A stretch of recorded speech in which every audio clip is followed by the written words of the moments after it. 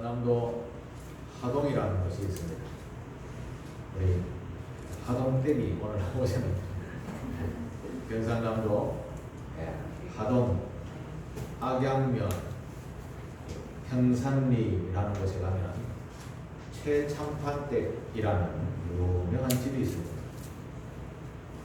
얼마 전에도 한번 갔다가 입장료를 받았습니다. 들어가지 않았는데 내용을 알기 때문에 안 들어갔습니다만 그곳에 가면 유명한 집이 있습니다. 여러분 TV에서 토지라는 드라마를 보신 적이 있죠? 그 토지의 무대가 되는 곳입니다.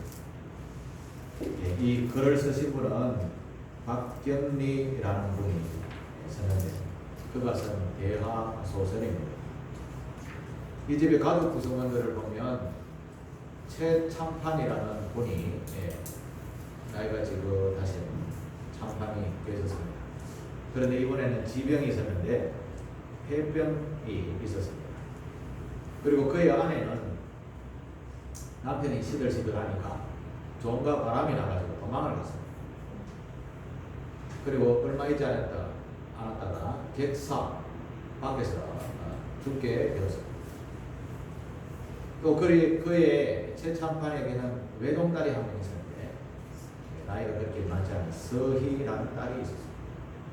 그리고 그의 최창판의 어머니가 있었는데 서희라는 딸에는 손녀가 되었습니다. 할머니인 윤씨 부인이 있었습니다. 이렇게 크게 할머니와 최창판과 서희 직계 종속은 이렇게밖에 살고 있지 않았습니다. 윤씨 부인이 어느 날 아들이 폐병에 걸려 시들하는 것을 보고 이 얼마 남지 않았겠구나 라는 생각을 하게 됩니다. 그런데 이 최창판 댁에 재산이라는 게 어마어마하고 그 악양 들판에 가면 그 넓은 땅들이 다 최창판의 땅들이었습니다. 할머니는 나이가 들면 얼마 있지 않아 돌아가실 것이고 최창판도 병 때문에 오래 살지는 못할 것이고 할머니가 윤씨 부인이 생각할 때에는 이 손녀 어린 서희라는 손녀 하나만 남았는데 이 친척들이 이 많은 어마어마한 재산을 가만히 두겠는가 이런 생각을 하게 되죠. 그때부터 할머니는 아무도 모르게 이 농가밭은 팔면 안 되니까 눈에 보이니까 일단은 집안에 있는 모든 돈 되는 것을 다 현금화해서 금덩어리로 만들어서 할머니 방에 조그마한 장롱 속에 바닥에 아주 낡은 종이가 화선지를 딱 싸서 차곡차곡 준비를 하게 됩니다. 세월이 좀 흘렀습니다. 할머니가 먼저 세상을 떠나게 되었습니다.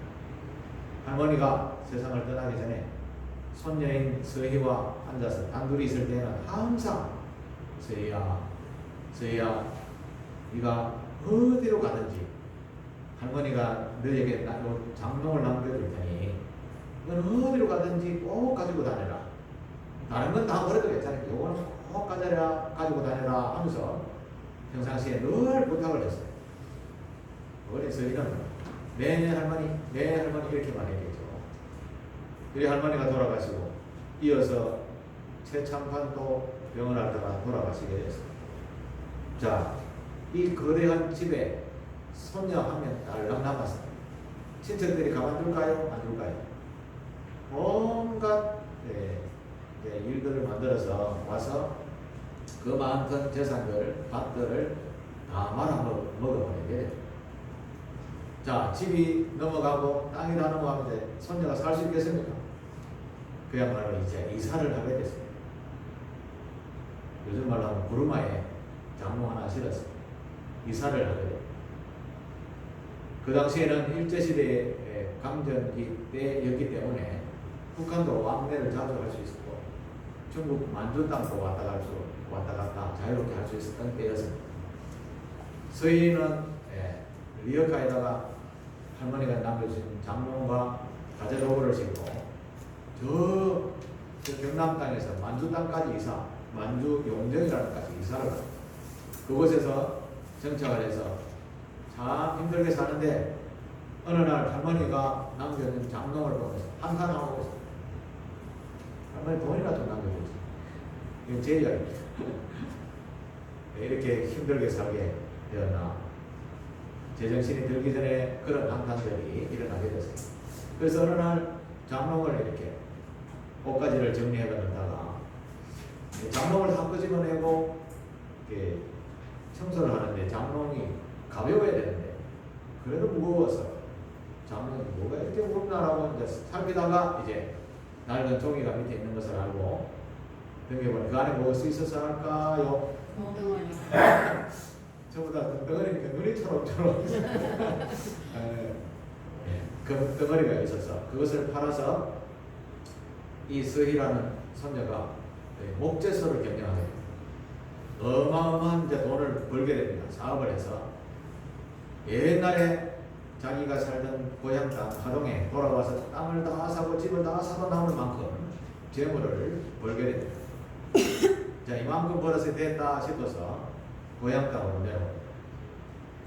내려와서 이전에 잃었던 모든 재산들을 다 회복하는 그런 이야기가 드라마가 토지라는 책입니다. 다시 볼 일이 있으면 보시게 되기를 바랍니다. 서희라는 소녀는 어릴 때 어머니, 아버지, 할머니 다 잃고 혼자 딱 남았을 때 자기 주위에는 늑대와 이리들이 가득한 그런 삶을 살았습니다.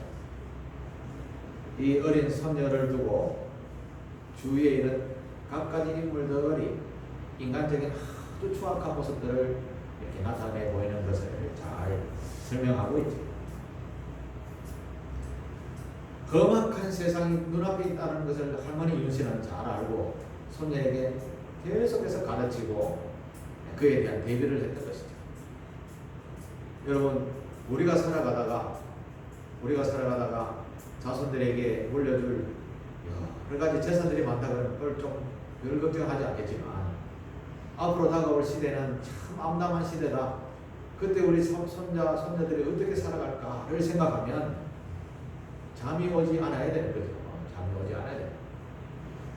예를 들어서 윤씨 부인과 같이 손녀가 앞으로 당할 일들을 보면서 무엇을 준비했습니까? 아무도 모르게 금을 만들어서 자꾸 준비해 두었던 것입니다. 오늘 성경에 우리가 성경 32장을 읽었는데요.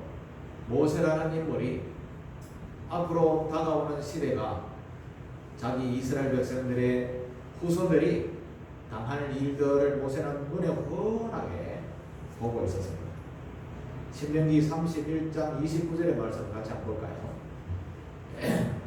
내가 알거니와 내가 죽은 후에 너희가 스스로 부패하여 내가 너희에게 명령한 길을 떠나 여호와의 목전에, 이게 눈목자입니다.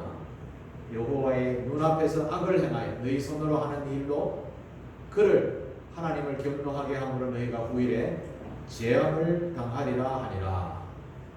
아멘. 모세는 자기 후손들이 하나님을 제대로 섬기지 않아서 떠나서 악을 범함으로 말미암아 그들에게 재앙이 임한다는 것을 분명하게 알고 있었습니다. 앞에 토지에 나오는 윤씨 부인처럼 할머니처럼 모세도 그런 생각을 가졌습니다. 야, 어떻게 하면 우리 이 후손들이 그야말로 복을 누리며 장구한 세월 동안 이 땅에서 살아가게 될 것인가를 모세는 고민합니다. 그래서 무엇을 준비하는가 하면 이 32장입니다. 32장의 전체는 모세의 노래라는 그런 제목이 붙어 있습니다. 모세가 후손들에게 가르쳐 모세가 후손들에게 알려줘야 할 가장 소중한 비밀들이 담겨 있는 겁니다. 여러분 32절을 계속해서 한번 읽어보십시오. 그 속에 보화를 찾아낼 수 있게 될 것입니다.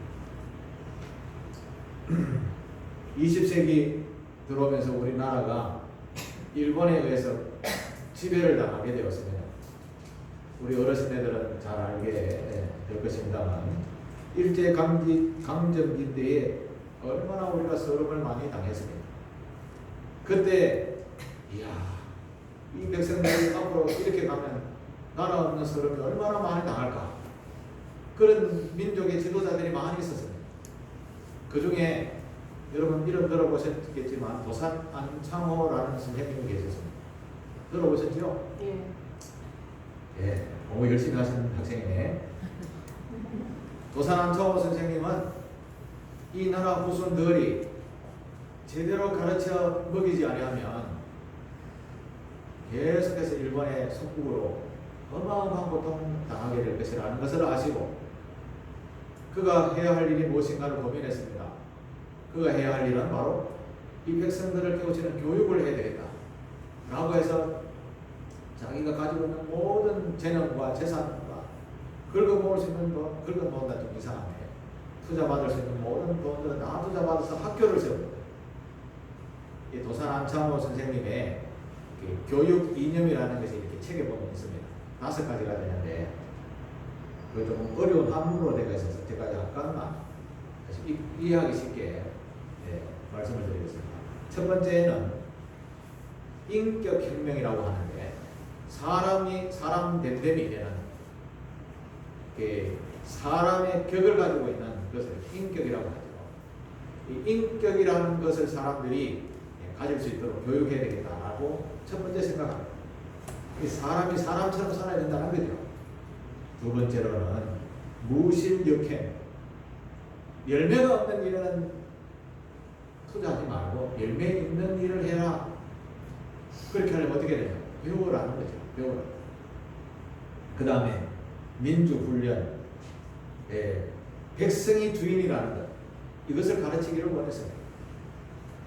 공산주의와 민주주의와 극명하게 다른 것은 공산주의는 1인 체제고 민주주의는 우리가 주인이라는 거죠. 백성들의 주인이라는 것. 이걸 가르치기를 원했었습니다. 그리고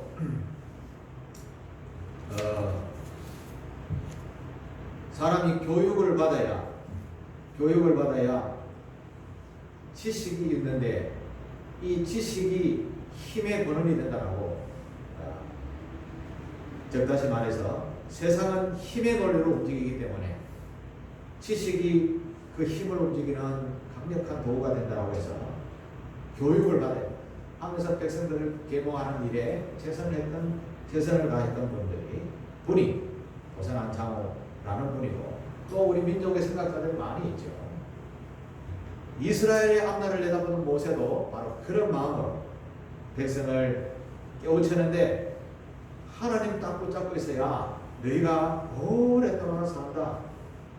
하나님 붙들고 살아야 백성들이 이 땅에서 평강을 누리며 장구한 세월을 살아가게 될 것이라고 그것을 날마다 입으로 외워라 라고 하면서 노래로 지었다는 거죠. 이게 모세의 노래라고 오늘 본문에도 그렇게 제목으로 표현해 두고 있습니다. 노래로 부른다는 것은 일상생활과 함께 간다는 그런 의미가 있죠. 지금 모세가 하는 말은 너희가 일상생활 속에서 하나님을 늘 잊어버리지 않고 하나님을 붙들고 살아가게 되면 그야말로 이제까지 하나님께 주신 모든 복들은 너희가 다 누리며 살게 될 것이다. 그런 마음으로 모세가 이 말씀을 전하고 있는 것이죠. 그런데 보통 대부분의 사람들은 똑같은 말을 계속하니까 에이 또 잔소리 한다 라고 하면서 많은 사람들은 듣고 그냥 흘려버립니다. 지금 모세가 이스라엘 백성들에게 하는 이 말은 모세가 곧 죽음을 맞고 곧 죽어 백성들 앞에서 사라질 때에 하는 말이거든요. 보십시오. 31장 29절 첫 번째 내가 알거니와 내가 죽은 후에 라고 하죠. 곧 지금 죽음 앞에서 유언적인 말로 지금 백성들에게 하고 있는 말입니다. 여러분 유언을 그냥 가볍게 할까요? 농담적으로 할까요? 그렇지 않죠. 내가 이제까지 인생을 다 살아와 보니 이게 가장 소중하다라는 말을 유언으로 남기는 거지요. 그래서 모세가 지금 유언적으로 하는 말이 하나님을 붙들고 살면 제일 복이 된다. 그 이야기를 지금 하고 있는 거죠. 다시 말해서 하나님의 말씀을 듣고 배우면 그 속에 어마어마한 지혜와 그 속에 보화가 담겨져 있다는 것이죠. 히브리서 4장 12절의 말씀을 한번 볼까요? 이 하나님의 말씀은 이렇습니다. 같이 한번 읽어보겠습니다. 하나님의 말씀은 살아있고 활력이 있어서 좌우의 날선 어떤 검보다 예리하며 혼과 영과 및 관절과 골수를 찔러뜨리기까지 하며 또 마음의 생각과 뜻을 판단하나니. 여러분, 하나님의 말씀이 우리 안에 들어오면 우리를 가장 지혜롭고 복이 있는 길로 우리의 생각과 뜻을 가르쳐 지켜 나가도록 한다라는 말씀입니다. 그래서 하나님의 말씀을 많이 듣고 읽고 배워요. 말씀을 읽는 것이 처음에 낯설죠. 누구나 익숙한 사람은 없습니다. 저도 처음에는 굉장히 낯설었습니다. 그렇지만 계속하면요, 계속하면 어마어마한 보화가 여기 담겨 있구나라는 것을 땅을 치면서 이야, 이런 것이 있었네 라는 것을 발견하게 될 것입니다. 2절을 한번 볼까요? 오늘 본문 2절에 무슨 말이 있는가 하면 내 교훈은 비처럼 내리고 내 말은 이슬처럼 맺히나니 연한 풀 위에 가는 비 같고 채소 위에 단비 같도다. 농부가 부지런히 밭을 갈아서 씨를 뿌려놓고 그 다음은 농부가 해야 할 일은 없죠. 농부가 그 다음날 가서 야 빨리 자라라 하면서 뽑아 올려야 됩니까? 씨가 싹이 트고 자라는 것은 그 다음은 하나님께 맡겨 두어야 되는 거죠. 그러면 하나님께서 적절한 비를 주십니다. 적절한 빛을 주시고 적절한 바람을 주셔서 건강하게 쑥쑥 자라도록 만들어 주시는 거죠. 농작물을 잘 키워서 추수를 하죠. 이것을 그러면 추수해서 시장에다 내다 팔면 우리에게 꼭 돌아오는 게 뭐죠? 수입이 생기게 되죠. 수입. 자, 그러면 2절에 보는 내 교훈은 비처럼 내리고 내 말은 이슬처럼 맺히나니. 이 말은 농사에 필요한 비와 햇빛과 바람이 적당하게 공급될 때 많은 농작물이 나에게 스스로 돌아오게 되는데, 즉 결과적으로 돈이라는 것이 나에게 들어오게 된다라는 말입니다. 우리 대부분 사람들은 금괴를 받고 아니면 현금을 줘야 돈을 주는구나 이렇게 생각합니다. 그러나 본문에는 뭡니까? 돈이 무엇입니까? 비고 이슬이고 바람인 것이죠. 단비가 바로 직설적으로 말하면 돈이 되는 거죠. 32장 2절 제일 앞에 무슨 단어가 있습니까? 내 교훈은 이라고 하죠. 내 교훈은. 이 모세가 입으로 하는 말이지만 하나님의 교훈이라는 거죠. 하나님의 교훈은 비처럼 내리고 내 말은 이슬처럼 맺히나니. 제가 비유로 농부에 대한 농사에 대한 비유를 했습니다만, 하나님의 말씀대로 살면 부지런히 하나님의 순리대로 살아가게 되면 청량할 수 없는 금은 보화와 돈이 많이 들어온다는 이런 표현을 비처럼 내리고 이슬처럼 내린다라고 표현한 것입니다. 그러면 우리가 해야 할 일은 무엇인가 하면 우리가 할 수 있는 일만 하면 되는 거예요. 땅이 있습니까? 와, 땅이 많으니 부자겠다. 아무리 있어 보이소 부자가 되는가? 땅은 땅대로 그대로 있어요. 부자가 되려면 어떻게 됩니까? 밭을 갈고 씨를 뿌리면 됩니다. 그러면 하나님께서 우리의 복을 주셔서 나중에 금은 뭐가 오게 되는 거죠.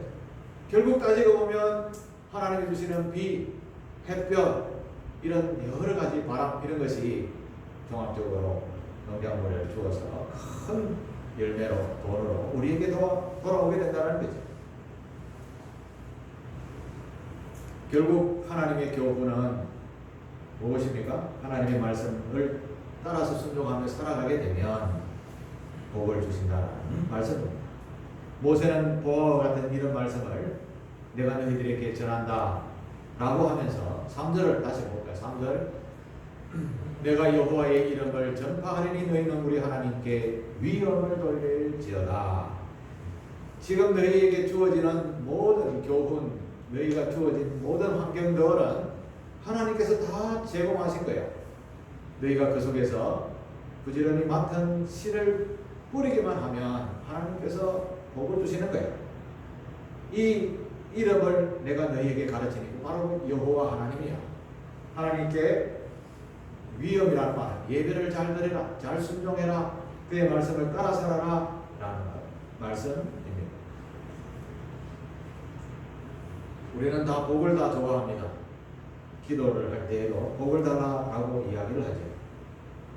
진짜 복을 받으려면 하나님께서 주신 삶의 자리에서 복을 받을 행동을 하면 되는 거예요. 열매 없는 일에 우리는 부지런히 움직일 때가 많이 있습니다. 그러나 열매 있는 일에 부지런한 삶을 살아야 하는 거예요. 하나님께서 우리에게 땅을 주셨습니다. 그러면 그 땅에다가 부지런히 농부가 씨를 뿌리고 가꾸면 하나님께서 그 다음에 열매 맺게 해주시는 은혜가 있는 것입니다. 그래서 하나님께서 주신 것을 감사해서 추수해서 감사로 예배하며 영광을 돌려드리는 것입니다. 우리는 실천하지 않습니다. 하나님 앞에 감사함으로 예배를 제대로 드리지 않습니다. 그러면서도 복을 달라는 말은 자주 합니다. 이렇게 행동하니 우리가 무엇을 어떻게 큰 복을 받아 누릴 수 있겠습니까? 우리는 이 여호와 하나님, 모든 복의 근원에서 여호와 하나님을 잘 믿고 순종하며 따를 때 큰 복이 우리에게 돌아올 줄로 믿습니다. 자, 그러면 이렇게 묻습니다. 왜 하나님을 잘 예배해야 합니까? 왜 하나님을 의지해야 합니까? 그럴 만한 이유가 무엇입니까? 이렇게 또 구체적으로 질문하는 분들도 계십니다.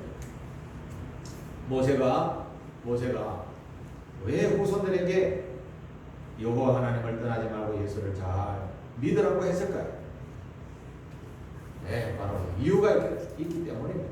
이게 오늘 본문 4절에 나옵니다. 4절. 네, 4절에 같이 한번 읽겠습니다. 시작. 그는 만석이시니 그가 하는 일이 완전하고 그의 모든 길이 정의롭고 진실하고 거짓이 없으신 하나님이시니 공의로우시고 바르시도다.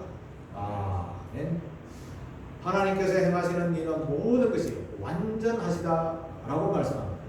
잘못되는 것은 하나도 없다라는 거죠. 하나님께서 복을 주시겠다라고 약속하면 그 약속은 반드시 지켜진다라는 말씀입니다. 내가 너희를 보호해 주시겠다라고 하면 보호해 주시는 거예요.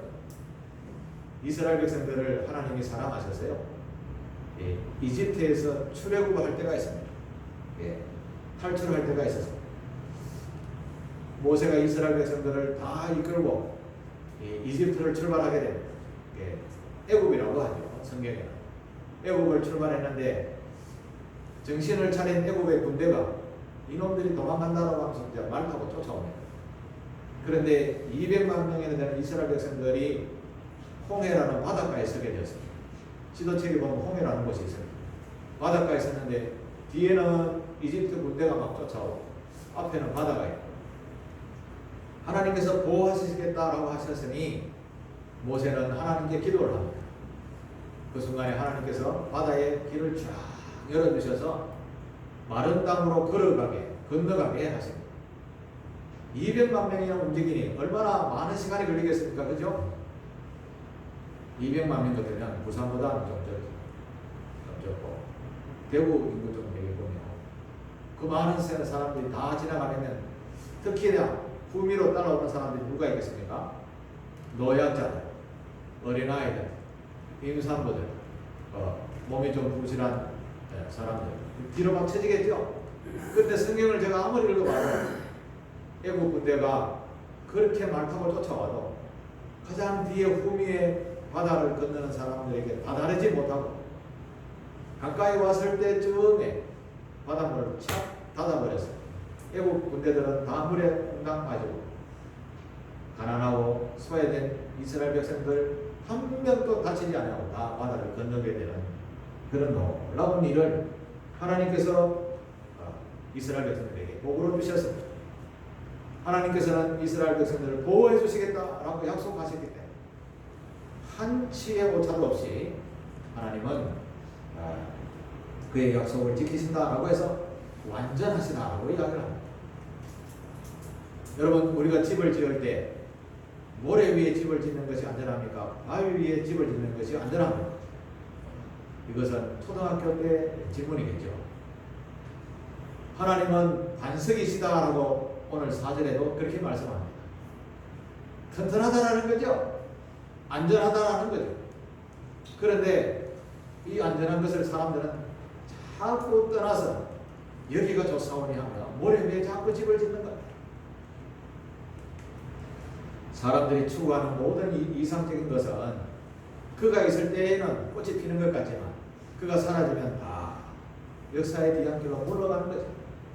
그래서 성경은 인생이 무엇이냐? 잠시 피었다 사라지는 안개와 같은 것이다.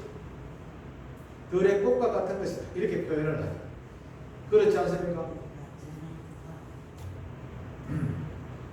우리 인생이 가장 복이 있는 인생이 되려면 튼튼한 반석 위에 집을 지어야 될 줄로 믿습니다. 영원토록 변하지 않고 완전하신 하나님께 우리의 인생을 맡기고 그 위에 인생의 집을 지으면 튼튼하게 되는 겁니다. 어떤 적들이 어떤 환경적 재앙이 다가와 무너지지 않는 집에 살 수 있다는 말씀입니다. 이런 우리의 모든 인생의 터전이 반석이 되신 하나님 위에 섰을 때, 즉 예수를 잘 믿고 사는 삶을 살게 될 때에 하나님께서 끊임없이 복을 주시는 줄 믿습니다. 우리가 일상에서 얼마나 많은 복을 누리며 사는지 아십니까?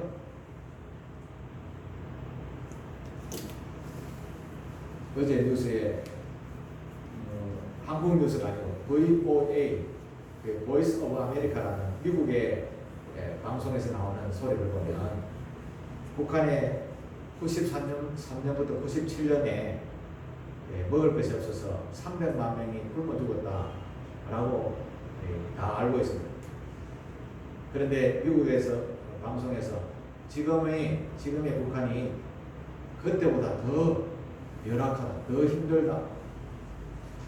그런데 우리가 살 좀 갖다 줄라 해도 미국이 못 갖다 주게 합니다. 왜 그런가 하면 행복이 만들고 죽을래 살래 이러고 있으니까 항복하고 나오라는 그런 뜻인 거죠. 이 세상은 지금 이렇게 아주 첨예하게 대립을 하고 있습니다. 너희가 죽어볼래 하면서 북한에서 폭탄도 막 터뜨리고 막 엉뚱한 짓을 막 하죠. 그게 다 내 죽겠다라고 하는 소리죠. 좀 나를 좀 관심을 두어라 이렇게 표현하는 것이 폭파하고 조금 있으면 어디에 폭탄을 또 막 터뜨리고 하지 않을까 생각해 보기도 합니다. 그만큼 내가 죽겠다라는 소리죠. 그런데 자기의 행복이라는 이런 것은 절대 내놓지 않아요. 내가 살아야 된다라고 하면서 끝까지 백성들을 골고루 잡고 있는 북한인 것이죠. 지금 우리는 이런 가운데에서 살아가는데 우리는 너무 많이 먹어 배탈 나고 살찐다고 좀 다이어트 한다고 뭔가 그만하겠습니다. 하나님께 감사하며 사셔야 됩니다. 우리가 일어나서 교회에 온다는 사실이 얼마나 복인지 모릅니다. 우리 지영선 권사님이 갑자기 아프셔서 국민병원에 가서 안 된다. 큰 병원에 가시면서 부산대 양산병원에 갔는데 제가 그 전화 받고 어디에 계시는지도 모르고 쫓아갔습니다. 일단은 가면 뭐 응급실 아니면 없겠지 이렇게 생각했습니다. 토요일이니까 아니나 다를까 그곳에 계셔서 만나 뵙고 오랫동안 사모님 오랫동안 계시다가 오셨는데 전화 제가 들어가지 못하게 하니까 저는 전화로만 기도해주고 병원에 갔다가 나왔습니다. 근데 병원에 들어가니까 이게 딱 하고 주소 이름 다 적고 전화번호 다 적고 여기 도장 하나 딱 찍어주고 들어갔는데도 환자를 못 보게 하고 사모님만 들어갔다 와요. 여러분 건강하게 교회에 이렇게 예배 드릴 수 있다는 게 감사하시기를 바랍니다. 오늘 점심 때 맛있게 먹는다 감사하시길 바랍니다. 맛있게 먹었는데 소 안 되면 또 곤란합니다. 감사하시길. 이렇게 생각하면 끊임없는 감사가 우리의 생활 속에 있는 겁니다. 이렇게 감사하며 살면 하나님께서 기뻐하십니다. 그러면 하나님께서 우리에게 더 큰 복을 주시는 거죠. 모세가 자기 백성들, 후손들이 내가 죽고나면 반드시 이놈들이 나쁜 짓을 해갖고 하나님을 떠나 살 것이라는 것을 알았습니다. 그러니 누누이 살아있는 동안 유언으로 남기는 것이 잊어버리지 마라, 여호와를 잊어버리지 마라, 그건 반석이다, 그건 반석이다. 그 위에 사는 것이 너희가 바위 위에서 집을 짓고 사는 것처럼 그렇게 튼튼한 거야 라고 유언적으로 부탁을 하고 있는 거죠. 최창판댁 윤씨 부인 자녀 손녀인 서희를 위해서 고민하다가 아무도 모르게 근교를 만들어서 숨겨놓은 것처럼 저와 여러분들 후손들에게 여러분 무엇을 남겨줄까요? 눈앞에 보이는 재산 아무 소용이 없습니다. 이리와 늑대가 가득한 세상에 지니지 못하고 삽니다. 영원한 반석이 되시는 하나님을 잘 믿고요. 하나님 잘 믿으면 모든 햇빛과 비와 단비들이 온다. 그곳에 보화가 있다는 것을 가르치는 저와 여러분 되시기를 바라겠습니다. 지금 세상은 죄악으로 인해서 온 세상이 전염병으로 점점 심해가고 있습니다. 지금 우리나라도 점점 확산되는 소리를 들으시죠? 네, 부산 경남 쪽에는 아직까지는 조용하는데 어제는 대전까지 내려왔죠. 오늘 아침에 뉴스에 보니까 외국인들이 또 이렇게 막 들어오니 인천공원으로 들어와서 외국인들은 다 어디로 갑니까? 전국 각 지방으로 흩어지는 거죠. 여기도 안전하지 못한 것이죠. 그래서 저와 여러분들은 항상 이 개인적인 위생을 철저하게 지키시고, 저도 마스크를 열심히 끼고 다닌다 하지만 실수할 때도 있습니다. 네.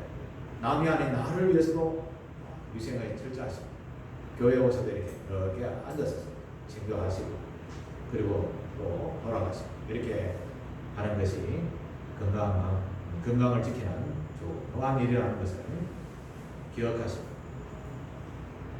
옛날에 이스라엘 백성들이 모세처럼 하나님을 떠나서 재앙을 당할 때가 있었어요. 그때 호세아 6장 1절에 보면 이런 말씀이 있습니다. 호세아 6장 1절 같이 한번 읽겠습니다. 시작. 오라 우리가 여호와께 돌아가자. 여호와께서 우리를 찢으셨으나 도로 낫게 하실 것이 우리를 찢으셨으나 사매어 주실 것입니다.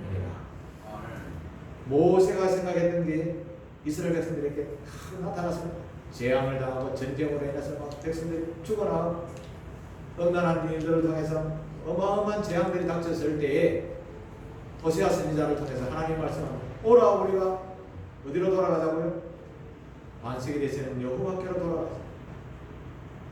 우리가 죄를 지어서 그가 찢어졌거나 도로 낫게 하실 것이고 그가 우리를 치셔서나 다시 사매어 주실 것입니다.